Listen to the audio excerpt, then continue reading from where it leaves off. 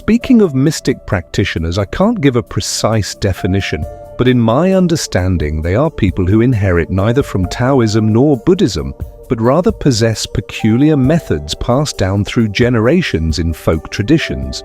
They're similar to the shamans once common in northern rural villages, though such practitioners are rare nowadays. This group follows many rules with skills mostly inherited through family lines, and their methods of handling matters are diverse, each with their unique techniques.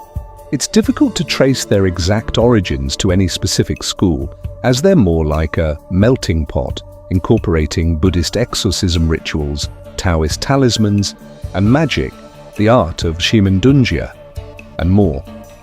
They maintain quite a mysterious presence. My connection with the mystic practitioner, Old Li, dates back to my student days. Being young and bold then, well, what's youth without some boldness? I used to enjoy challenging street fortune tellers, dismantling their setups. Armed with my superficial knowledge, I would provoke them everywhere. Instead of using the I Ching like they did, I would counter them with traditional Chinese medicine's theory of the 5 movements and 6 qi. That was until I met Old Li, who thoroughly humbled me. I encountered him while visiting Mount Yantai, where he had set up a small fortune-telling stall. As usual, I went to cause trouble, but Old Li left me speechless with just a few words, completely outmaneuvering me. We chatted afterward and hit it off, exchanging WeChat contacts. We would occasionally talk, sharing a kind of kindred spirit. Why? Because he, like me, didn't stick to conventional reasoning. People who could outmatch me in wild theories were rare indeed.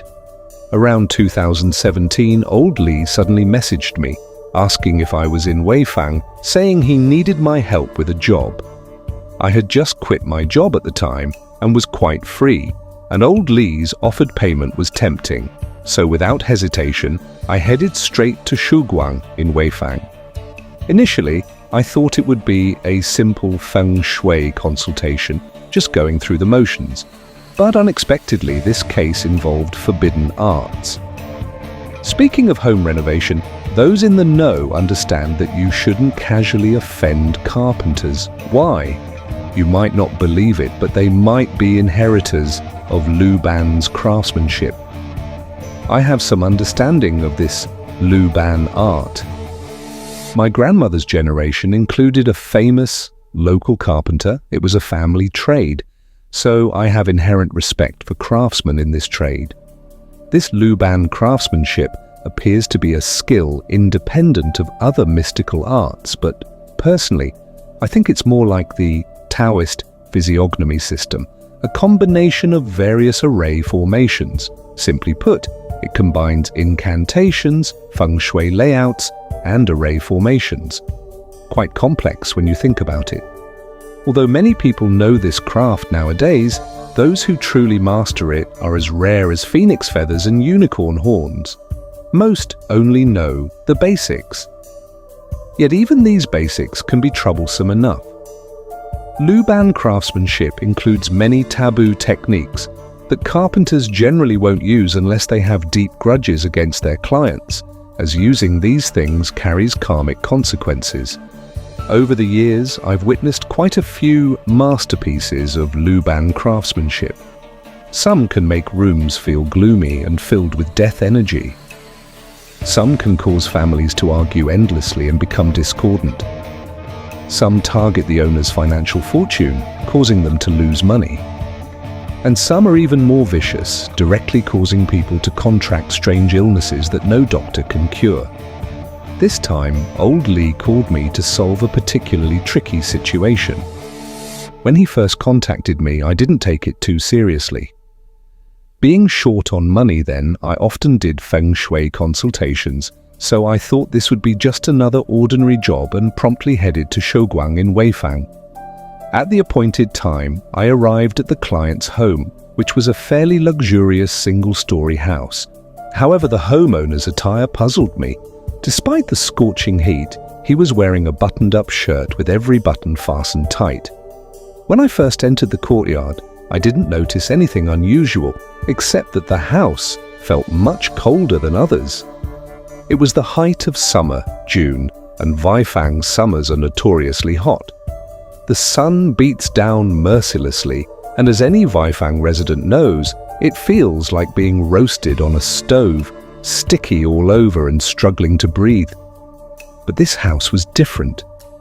Inside and out, it had a penetrating chill. At first, I thought it was air conditioning, but I later learned they didn't even have any. As I walked around the room, the homeowner, wiping sweat from his brow, said nervously, "If you two gentlemen weren't here, I wouldn't dare come in at all. This house was built 5 or 6 years ago and everything was normal at first. But since last year, for some unknown reason, the house became extremely cold. The strangest thing is that even in midsummer, sometimes at night, frost forms in the room. Layers of white frost covering the floor and furniture, making us shiver with cold. Even in the peak of summer, the whole family has to wear thick cotton jackets indoors, and we still shiver from the cold." The house was originally built for their son and daughter-in-law's marriage. Despite being married for 5 or 6 years, the daughter-in-law had miscarried twice.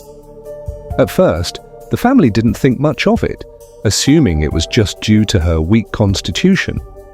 Later, the daughter-in-law began to act neurotic, constantly saying she saw unclean things at night, turning pale with fright, and becoming mentally disoriented. The family felt sorry for her, knowing she had it tough. Before this incident, the elderly couple had been firm atheists who didn't believe in any supernatural matters. They initially thought their daughter-in-law had developed depression from the miscarriages, so they took her to various doctors and tried everything, but nothing helped. Having run out of options, the elderly couple switched houses with their son and daughter-in-law, thinking a change of environment might help improve their daughter-in-law's condition. However, after the elderly couple moved in, strange things started happening to them too.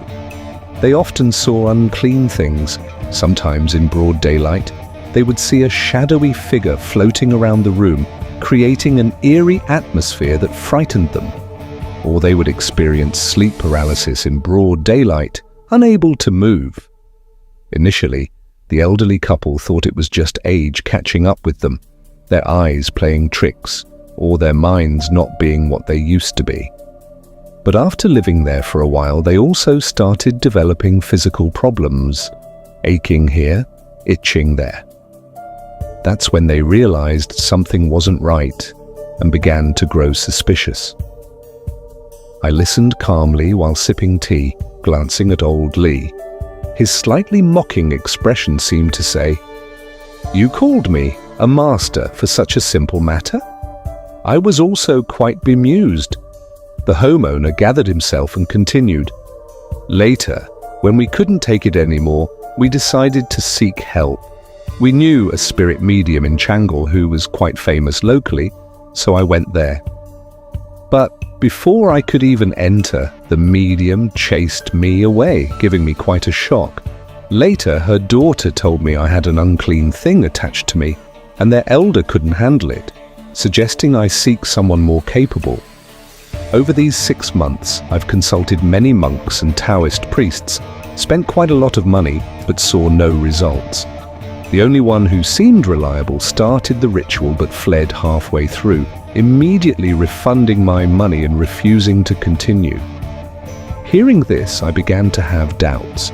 The whole thing sounded like something out of a movie, too unreal. I looked skeptically at old Lee, but he maintained a confident expression, giving me an everything is under control look that made me want to laugh and cry at the same time. The homeowner continued. That night, we elderly couple didn't dare sleep in the house anymore, so we moved out. That night, I dreamed of a woman in red, an unclean thing. She had disheveled hair, a pale face, and huge eyes that stared straight at me. Then she grabbed my neck and beat me violently. The next morning, I woke up with a clear handprint on my neck, purple and blue, which hasn't faded even after more than half a month. He unbuttoned his shirt to show us the shocking purple bruise on his neck, which made my heart skip a beat. I didn't look too carefully at his neck, but his mention of the woman in red sent chills down my spine. In our line of work, we fear encountering these so-called women in red the most. Generally speaking, white spirits are usually recently deceased souls with weak resentment. Black ones are usually old evil beings who have lingered in the human world after doing many bad deeds. But these red ones are special. They're usually violent spirits, either those who died with great injustice and overwhelming resentment, or those who deliberately wore red clothes and painted their faces with blood, determined to become vengeful spirits after death. Either way, they're extremely difficult to deal with. These red spirits are usually driven by intense resentment and won't listen to reason. You either need the ability to completely eliminate them or find a way to help them transcend, let go of their hatred, and reincarnate. Usually, when dealing with spirits, we prefer negotiation, reading prayers, burning paper money, having a calm discussion, giving them some settlement money to leave quickly, settling accounts fairly. But this woman in red clearly wasn't amenable to reason. She had the look of someone who wouldn't rest until her goal was achieved. I felt nervous, my hands shaking as I lit a cigarette. Old Lee remained quite calm, patting his small cloth bag with an air of confidence. After understanding the situation, Old Lee said we needed to prepare some things and took me away. This was my first time seeing the tools used by a real mystic practitioner. Compared to the bottles, containers, and ritual tools used by Taoist priests like me, his equipment was much simpler. He casually found a grave, grabbed some grave soil, then found an empty space in the hotel room. He wrote the character for deity on red paper and started burning incense. Having learned about reading incense patterns from spirit mediums before, I could tell that Old Lee's written character truly attracted some deity to descend. The incense burned vigorously, smoke rising thickly. It was so much that the hotel manager came knocking, thinking we were attempting suicide because Old Lee had lit so much incense that it triggered the smoke alarm. Old Lee secretly slipped the manager a red bill, and the manager reluctantly left after warning us not to go overboard. After sending him away, Old Lee opened the window, lit a cigarette, and casually tossed me one. Leaning against the wall, I asked him, "Why did you call me here? What do you want me to do?" Old Lee exhaled smoke slowly and said, "In our line of work, we usually invite spirits to possess someone to negotiate with them. I don't know anyone else around here, so I had to call you." Upon hearing this, I immediately refused, declaring righteously, "That's too risky, I won't do it." Old Lee seemed to have anticipated this response and said, "I can pay more. As long as you agree, money isn't an issue." I grumbled internally, but the thought of those thick stacks of bills was tempting. Finally, under the persuasion of 20 red bills, I reluctantly agreed to the deal, solemnly telling Old Lee, "I'm not doing this for the money, I mainly want to help people. This is a good deed." Old Lee played along, giving me a "we're doing this for humanity" look, and we exchanged knowing smiles, both well aware of our true motives. That night, we returned to the client's house. Old Lee and I sat face to face, and he tied my middle finger with a red string. The feeling was extremely strange and uncomfortable, like countless tiny insects crawling over my body. Then Old Lee warned me, "It must be a violent spirit, so the reaction might be intense. Whatever happens, don't resist. Keep your mind clear and stay focused." Before I could react, Old Lee threw some unknown small beans at me. Instantly, all the hair on my body stood on end, and a bone-chilling cold swept through me, knocking me unconscious. This was different from normal spirit possession, where you remain aware of what's happening but can't control your body. In my case, I had absolutely no consciousness, as if I had died. Looking back now, it still frightens me. In that state, If the spirit had taken over, I would have had no way to fight back. When I finally came to, there was a small mound of dirt on my head. My body was covered in ash. My joints were terribly stiff. My muscles ached unbearably, and my whole body was purple from the cold, like I'd just been pulled out of an ice hole. Old Lee offered me a bowl of ginger soup, but I immediately cursed, "Get that away." As medical practitioners know, drinking ginger soup late at night is like drinking poison. It's too heating and bad for the body. I took some guiji, cinnamon twigs, from my pocket, boiled it in water, and used it to dispel some of the cold from my body. Old Lee said, "The negotiation failed." This thing wouldn't budge or listen to reason. I had to use the grave soil and incense ash to forcefully send it away. Although it's gone, I still feel something's not right about this place, like something's still lurking. But according to the divination, the woman in red has definitely been sent away. This isn't a graveyard, so I can't figure out where this spirit came from. That night, while sleeping, I had a dream. I saw a group of grotesque small animals bursting out from underground. Whoosh, whoosh, whoosh, trying to grab me with their claws and fangs. The scene was so frightening that I broke out in a cold sweat. Before I could react, Old Lee woke me up. He looked at me and asked, "How was it?" "What did you dream about?" I asked suspiciously. "How did you know I was dreaming?" Old Lee replied meaningfully, "You Taoist priests usually receive dream omens before handling cases. Why else would I have called you?" I washed my face and told Old Lee about my dream. He scratched his head, unable to make sense of it. I immediately declared that I could handle this but would need more money. Striking while the iron is hot is the way to make money after all. Old Lee trembled in pain but finally agreed to add another 20 red bills. I figured someone must have cast a spell on this place, but this kind of matter needed to be discussed with the client.